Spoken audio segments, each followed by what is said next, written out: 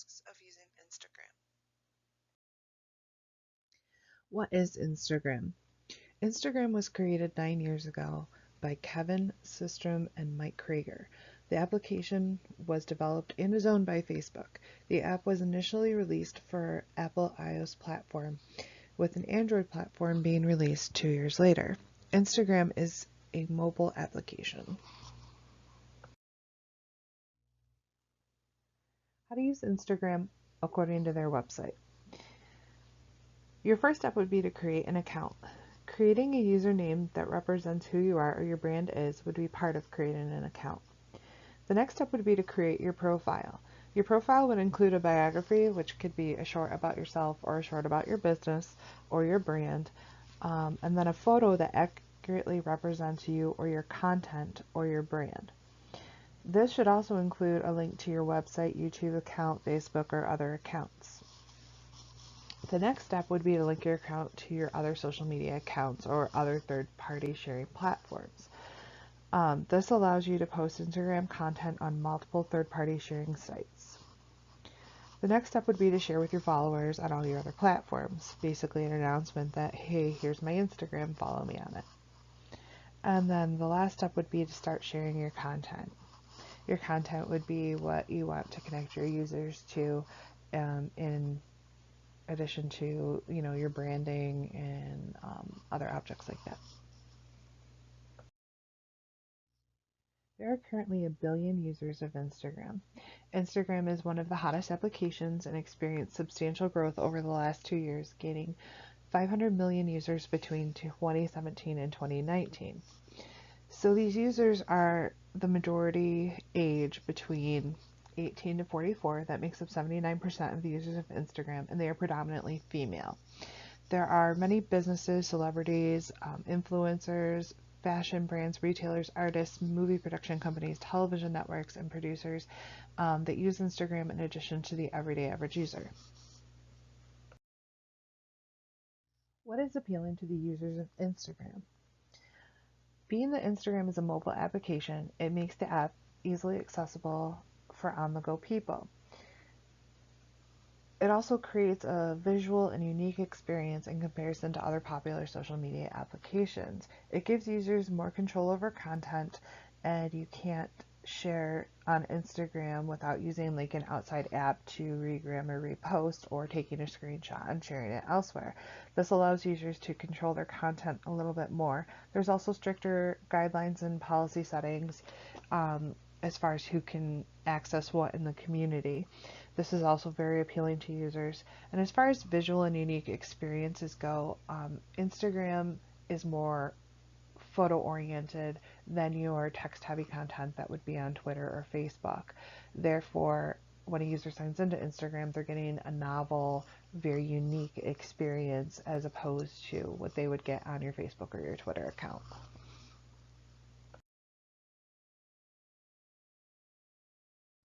What do users expect from Instagram? So, visual content is a must when it comes to Instagram. Users want to sign on, they want to see aesthetically pleasing content, real content. They want it to involve real people, real life situations, real animals, real causes. Another thing that Instagram users are looking for is target specific interaction with brands.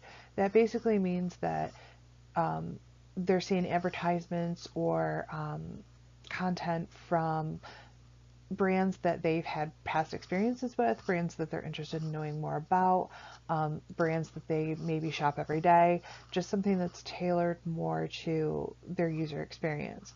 They're also looking for a user-friendly experience. They want to sign on, they want it to be easy to post things, they want it to be easy to access things, they don't want to have to wade through a bunch of spam.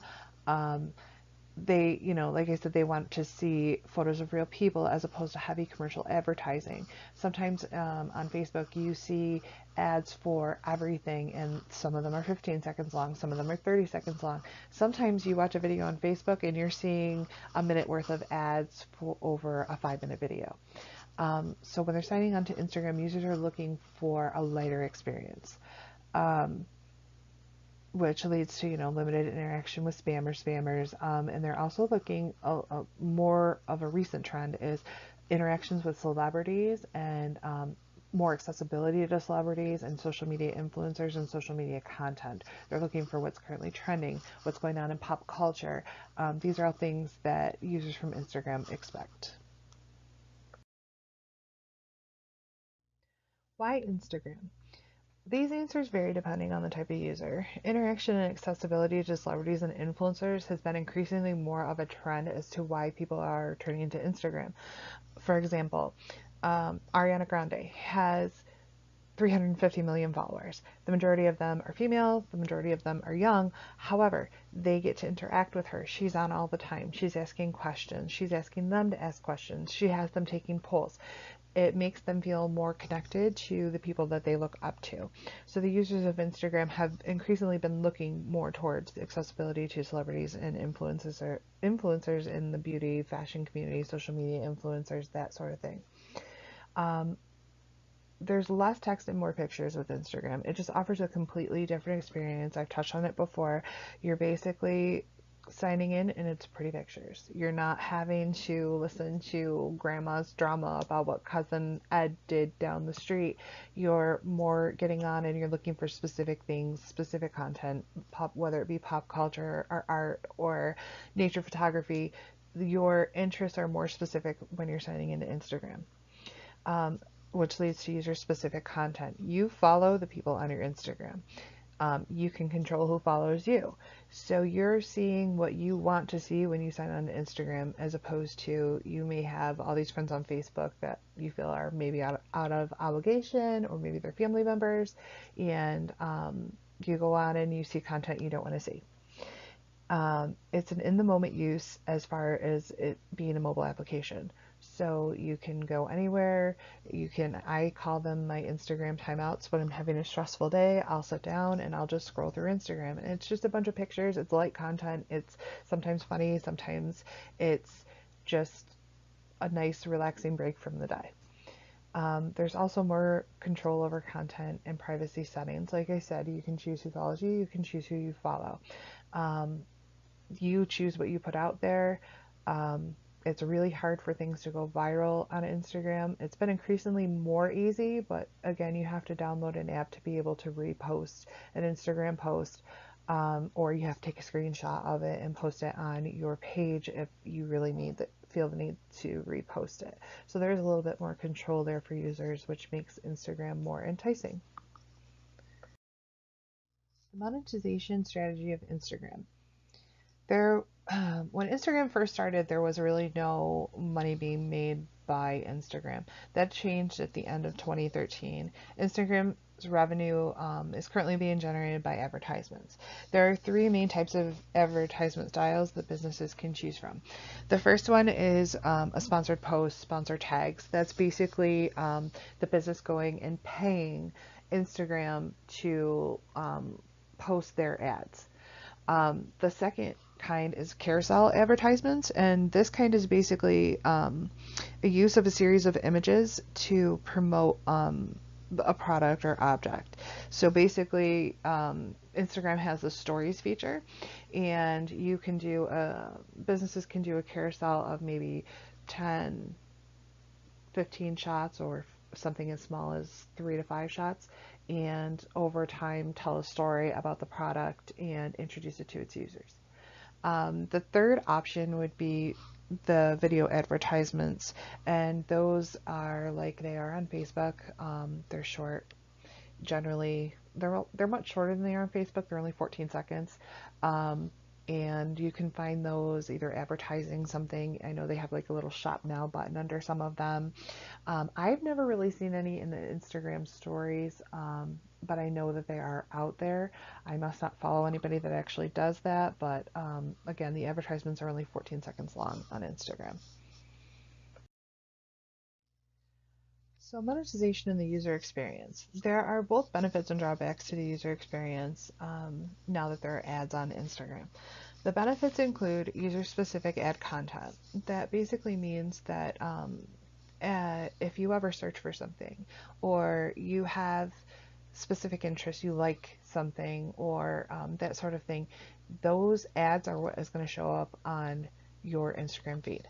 So it's kind of more specific to you as the user. It follows your trends, what you're interested in, and then the ads generate to your feed that are things that you have interest in, what or could have interest in. The ads are also more defined and refined. They're not as long.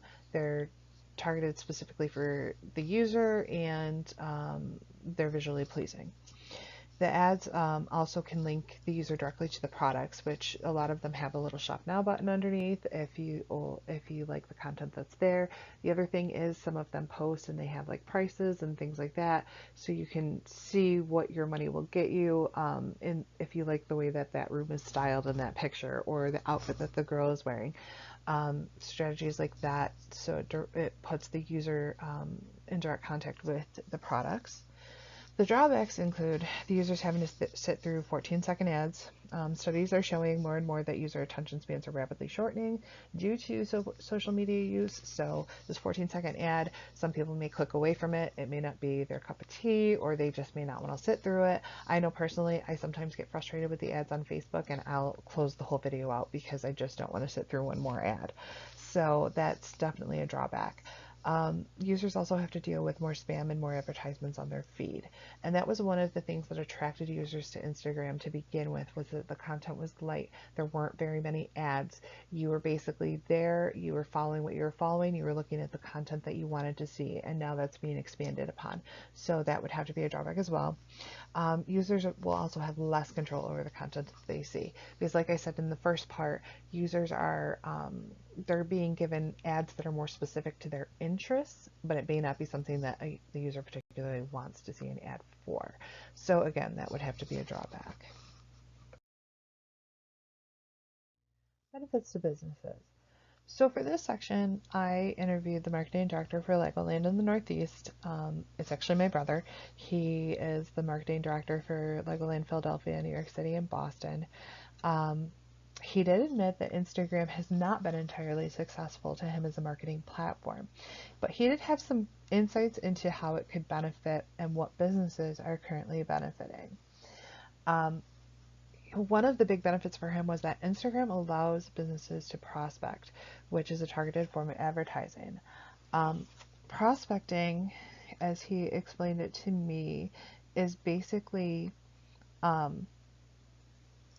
Instagram gives the option that when a user follows similar attractions, has interacted with some of the attraction's ads, the attraction's website is the proper demographic, or has interacted with the attraction's posts, those actions allow the attraction's paid sponsored posts to be served to those users. So he can potentially reach users that may not have interacted with his specific attraction, but have similar likes or interests in other attractions that are similar. So that basically allows him to do this prospecting targeted form of advertising that will get him users that he may not have had access to prior to this. Another benefit of Instagram is that there are a lot of influencers, social media influencers on it, and that Instagram will connect them to businesses that they would most likely benefit. For Legoland, it would be mom groups, people that are going to be bringing their children there to visit and stuff like that. It connects him to those types of resources so that he can use the influencers to promote his business. Basically, they would either pay the influencer or they would give the influencer, a free visits or whatever to sell their attraction on their website. Instagram is also affordable for him. For him, his budget is generally $2,000. He said right now he has $2,000 set aside for spring break. They're going to do a large blitz of sponsored ads on Instagram for Legolands. The other thing that is successful, he felt that the businesses that were most benefiting from Instagram were retailers, the fashion industry and the beauty industry. He said places that are heavy on influencers are using Instagram right. Retailers are also using Instagram right. He gave me an example of a company called West Elm. They're a lifestyle brand. So basically, West Elm will put out a room arrangement on Instagram. They will tag all of the prices and a shop now button at the bottom. So if users like the look, like I was talking about before, all they have to do is click on that shop now button and it brings them to the website and the items that they're seeing in the photo, which is connecting the user directly to the product. So that's why those types of retailers are benefiting more. So what is the purpose of businesses using Instagram for marketing? Well, retailers use Instagram to sell their products. I touched on the West Elm example where you're going in, you're seeing a whole living room set up, you like the way the couch looks, you like the way this looks, then you see all of the prices, and if you decide it's in your price point, you can click on the Shop Now button, and that connects you directly to the product. The fashion industry is also using Instagram to create trends. They're posting live fashion shows to create a buzz around new brands and collections to boost retail revenues. The beauty industry is using Instagram to connect with beauty influencers that will promote their products, as well as users of their products that post tutorials um, about looks that they have created with their products. This boosts revenue through creating a buzz and showing users visually what can be done with the products they purchase.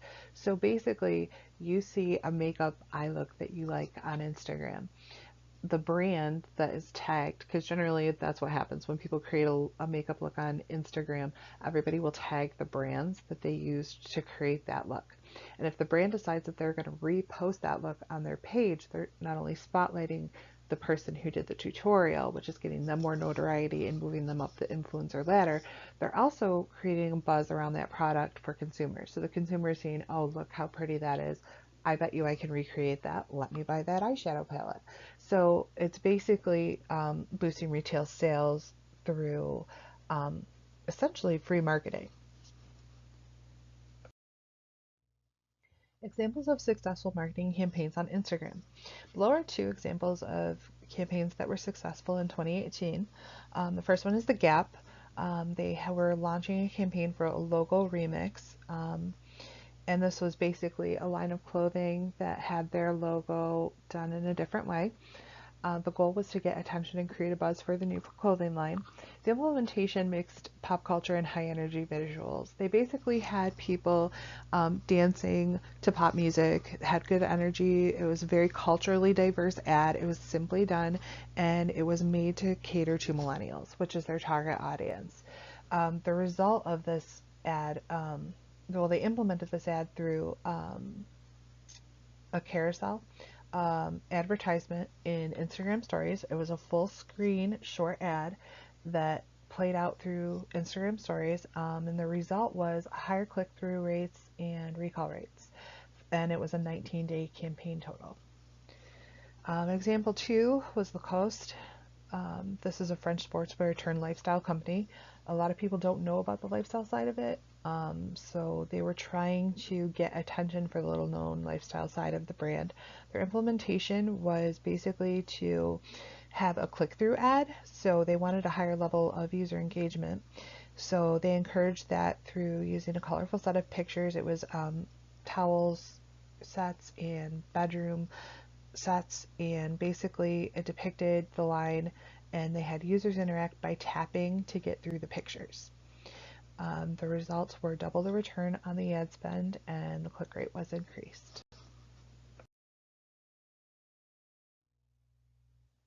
Risks involved in using Instagram. So for businesses marketing on Instagram, the biggest risks involved are failed campaigns and a loss on investment. There's no control over how many or how far the ad reaches. There's no control over comments made by users. There's no control over damage or public perception of the business if there are negative reviews or experiences.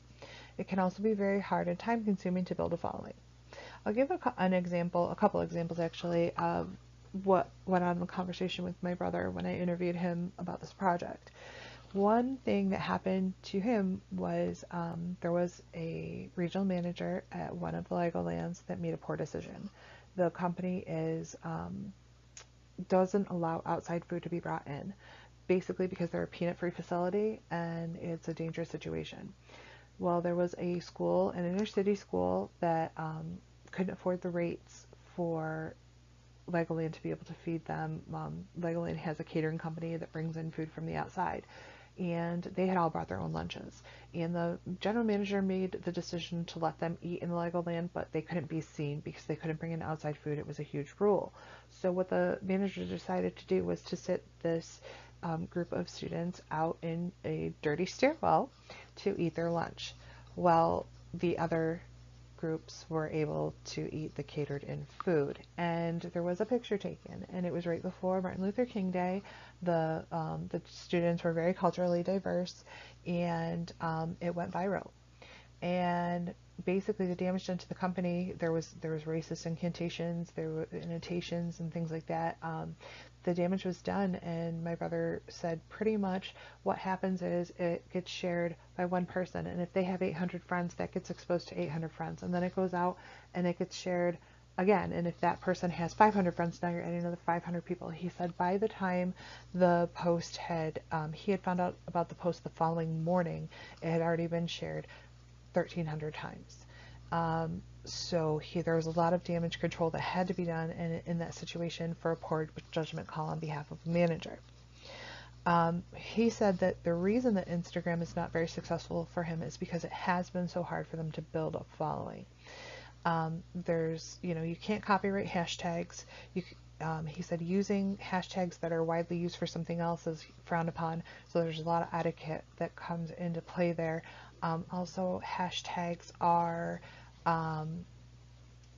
they're hard to create, they're hard to get people to use, so you have to do something that is easy for people to remember and that engages your users.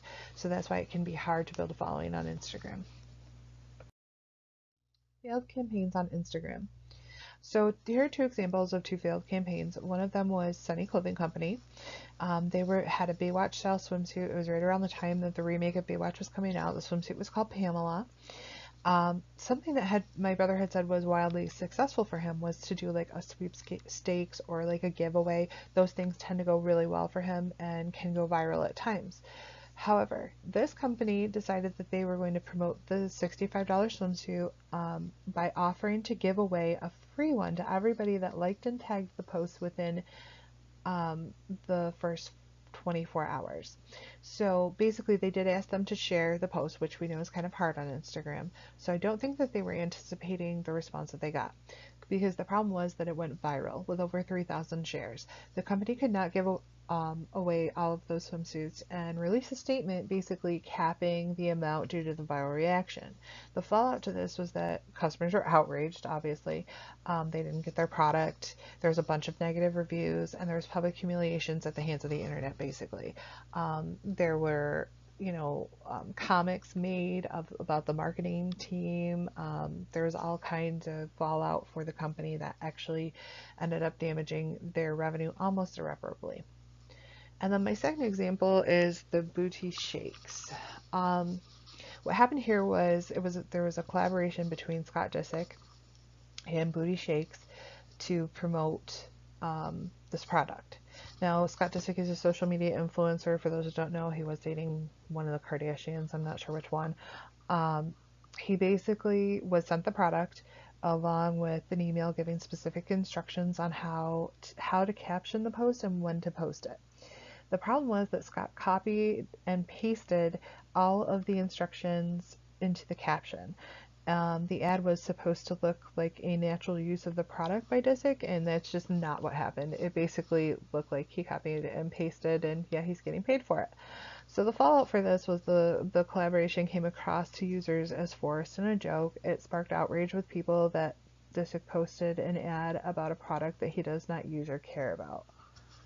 So basically, the lesson in this one is if you are going to collaborate with a brand or a social media influencer, make sure that it's a natural collaboration, that they know something about the product, and that they know exactly what your expectations are, as opposed to, just copy and paste this into your status. That's that. I would recommend Instagram as a tool to larger retailers, specialty retailers, artists, beauties, lifestyle gurus, and businesses, and technology companies. I do feel that this is a very powerful tool. I don't think that I would recommend it for nonprofits, especially those that deal with mental health issues. In doing my research, I came across a lot of things that say that Instagram can lead to poor body image, a lot of mental health issues, poor sleep quality, anxiety, depression, in young adults especially. I've also not sure that if I would recommend it to small businesses. I'm not sure how much they could benefit from Instagram as a tool, as it's not the easiest for networking, and it can be hard to build a following. Instagram is a powerful tool when properly harnessed. If any business intends to use it, much research would need to be done to figure out how best to use the tool to meet the needs of the company.